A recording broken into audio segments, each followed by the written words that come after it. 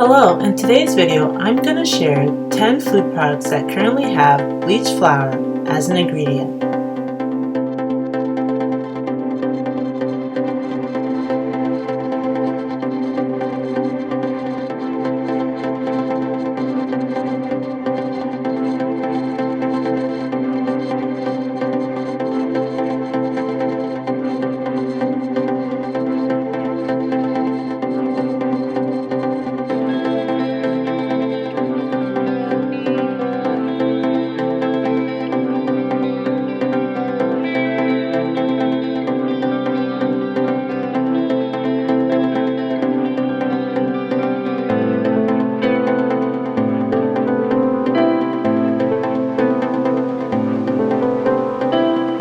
Thank you so much for watching. If you found this video helpful in any way, please like, comment, and definitely share so that others can see this video as well. So thank you again, and until next time, take care.